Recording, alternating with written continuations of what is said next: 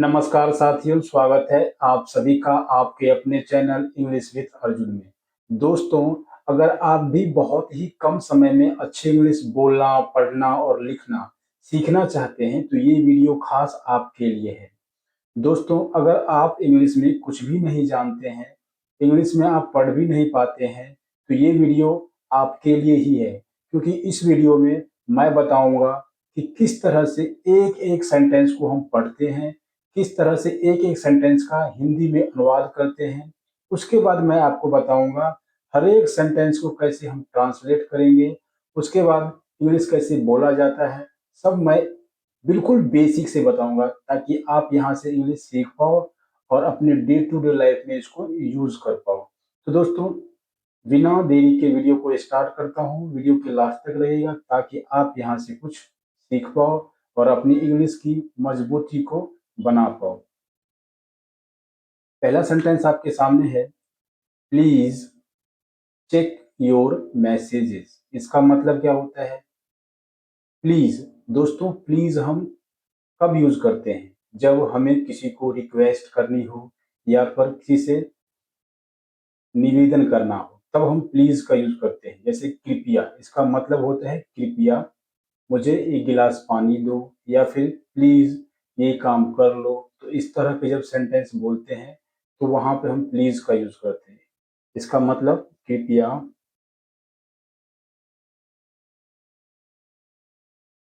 Please check. Check का मतलब होता है देखना या जांच करना। Please check your. योर का मतलब आपका, मैसेजेस संदेश।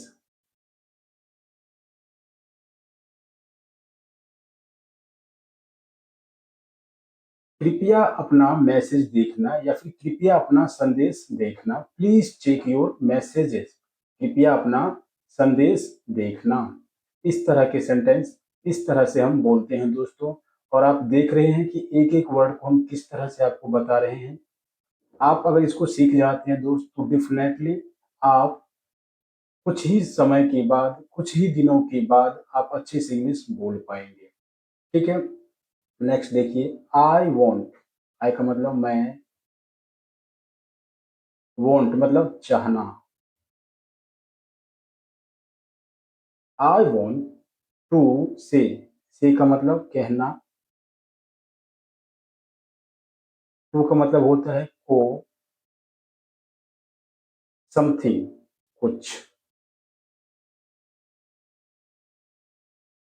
आई वॉन्ट टू से समथिंग, मैं आपको कुछ कहना चाहता हूँ या फिर मैं आपसे कुछ कहना चाहता हूँ। मैं कुछ कहना चाहता हूँ। या फिर यू आएगा, I want to you say something. तो इसका मतलब हो जाएगा कि मैं आपसे कुछ कहना चाहता हूँ, लेकिन I want to you something, to say something, इसका मतलब क्या हो जाएगा? मैं आपसे कहना चाहता हूँ। ठीक है। प्लीज मतलब कृपया, वेट फॉर मी। वेट मतलब प्रतीक्षा करना।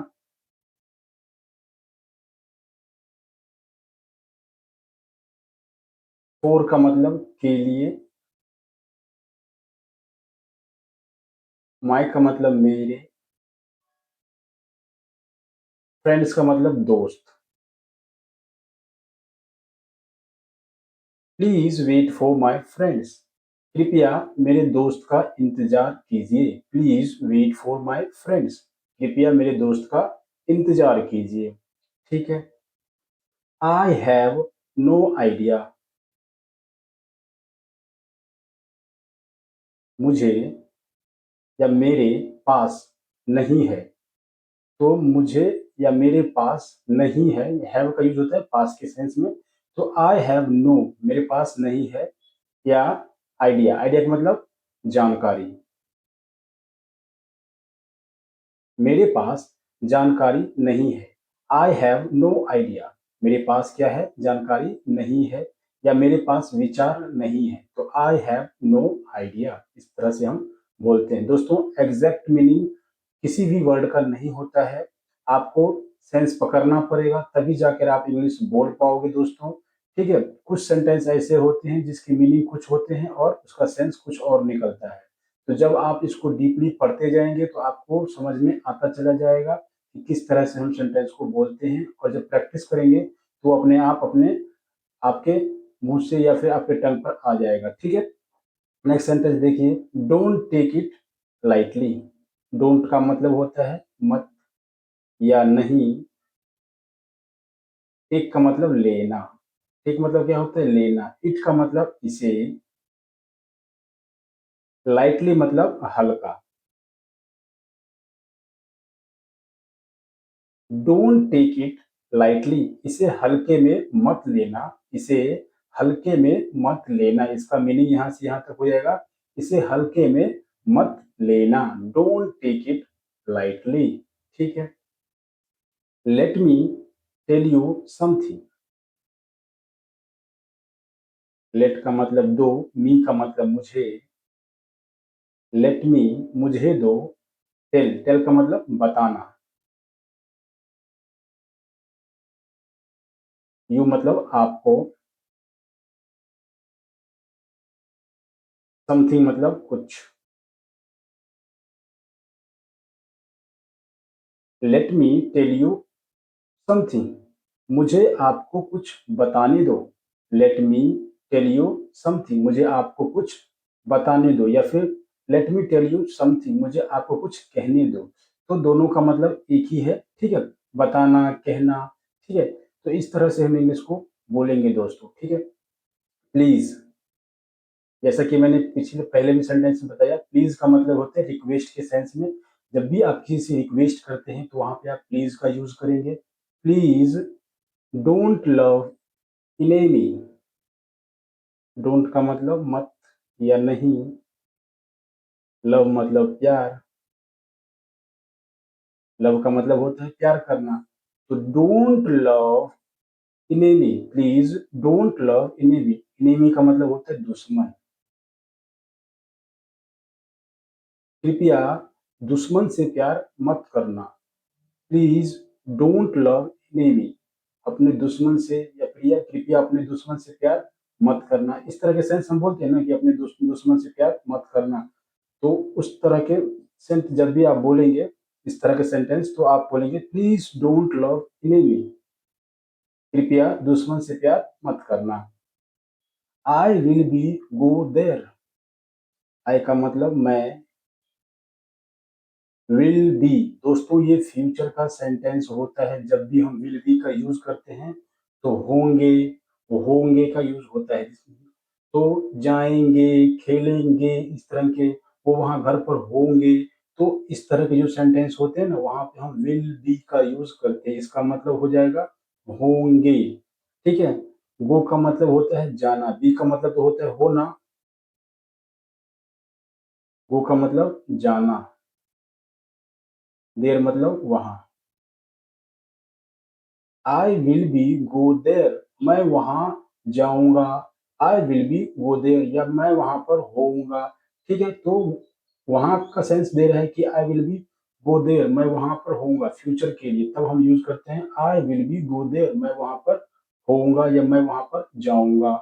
ठीक है, अगला सेंटेंस आपके सामने है, डोंट रन इनसाइड होम। इसका मतलब क्या हुआ, डोंट का मतलब होते हैं दोस्तों मत या नहीं। ये जो डोंट है दोस्तों, ये डू नोट का शॉर्ट फॉर्म यहाँ पे है, जिसको हम पढ़ते हैं डोंट। रन, रन का मतलब दौड़ना। डोंट रन, इसका मतलब मत दौड़ना। इनसाइड, इनसाइड मतलब अंदर, अंदर। होम का मतलब घर। डोंट रन इनसाइड होम, इसका मतलब पूरा क्या हो जाएगा कि घर के अंदर मत दौड़ना। Don't run inside home. ठीक है, घर के अंदर मत दौड़ो या घर के अंदर मत दौड़ना। ठीक है, I am going to play outside. I का मतलब मैं,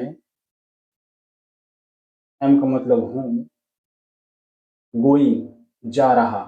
दोस्तों गो का मतलब होता है जाना, लेकिन जब भी आईएनजी फॉर्म आ जाएगा वर्ब के फर्स्ट फॉर्म के साथ लगेगा तो इसका मतलब होगा कि कोई काम कंटिन्यू हो रहा है। तो आई एम गोइंग, मैं जा रहा हूँ, जा रहा हूँ टू प्ले। टू का मतलब को और प्ले का मतलब खेलने। प्ले मतलब क्या होता है? खेलना। तो मैं खेलने को जा रहा हूँ कहाँ? आउटसाइड। आउटसाइड का मतलब बाहर। मैं बाहर खेलने को जा रहा हूँ। I am going to play outside. मैं बाहर खेलने को जा रहा हूँ। अगला है डोंट टेक प्रेशर। इसका मतलब क्या होता है? डोंट का मतलब होता है मत या नहीं। टेक का मतलब लेना। ये वर्ब की फर्स्ट फॉर्म है। ठीक है दोस्तों, टेक तो इसका मतलब होता है लेना। प्रेशर का मतलब होता है दबाव।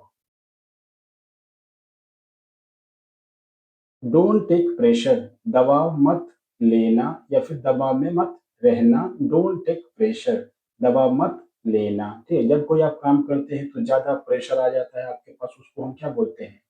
कि काम में प्रेशर है, किसी चीज को लेके प्रेशर होता है, तो वही बोल रहे हैं डोंट टेक प्रेशर, दबाव मत लेना। ठीक है। Let me speak politely. इसका मतलब देना। लेट का मतलब क्या होता है? देना या दो। मी मतलब मुझे। स्पीक का मतलब होता है बोलना। पोलाइटली मतलब शांति से।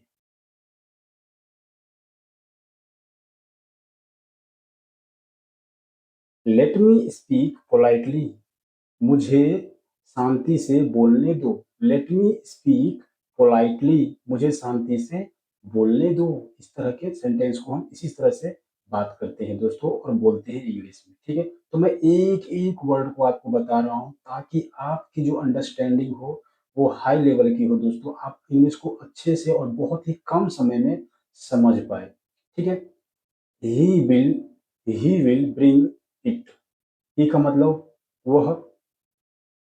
विल जो एक हेल्पिंग वर्ब है जिसका मतलब होता है लागेगी फ्यूचर के लिए, तो ही विल ब्रिंग। ब्रिंग का मतलब होता है लाना। ठीक है। इट का मतलब इसे। टुमारो, आने वाला कल दोस्तों, आने वाला कल। ही विल ब्रिंग इट टुमारो, वह इसे कल लाएगा। वह इसे क्या करेगा? कल लाएगा। ही विल ब्रिंग इट टुमारो, वह इसे कल लाएगा। ठीक है। Don't trust strangers. इसका मतलब क्या होता है? डोंट का मतलब तो मत या नहीं। ट्रस्ट का मतलब होता है भरोसा करना दोस्तों, भरोसा करना। ठीक है। डोंट ट्रस्ट, भरोसा मत करना। स्ट्रेंजर्स का मतलब होता है अजनबी। तो अजनबी पर भरोसा मत करना। डोंट ट्रस्ट स्ट्रेंजर्स, अजनबी पर भरोसा मत करना। ठीक है। Please keep this safe. इसका मतलब क्या हुआ? प्लीज का मतलब कृपया। कीप का मतलब रखना। दिस का मतलब यह या इसे, या यह बोल सकते हैं दोस्तों। इसे सेफ का मतलब होता है सुरक्षित। कृपया इसे सुरक्षित रखना। Please keep this safe. Please keep this safe, कृपया इसे सुरक्षित रखना। ठीक है। I will be there on time. I का मतलब मैं। आई का मतलब मैं। विल बी, अभी मैंने बताया था दोस्तों, विल बी का जब भी यूज होगा तो फ्यूचर के लिए होगा। तो मैं होना, होना बी का मतलब होना, तो होऊंगा देर में तो वहां, मैं वहां होऊंगा। ऑन टाइम, ऑन टाइम का मतलब, ऑन का मतलब पर, टाइम का मतलब समय। मैं समय पर वहां होऊंगा। I will be there on time, मैं समय पर वहां होऊंगा। मैं समय पर वहां होऊंगा। ठीक है। अगला सेंटेंस है डोंट फॉरगेट योर वॉच। इसका मतलब मत या नहीं। फॉरगेट का मतलब होता है भूलना दोस्तों, क्या होता है? भूलना। डोंट फॉरगेट, मत भूलना, योर वॉच, आपका वॉच। आपका वॉच मतलब आपकी घड़ी।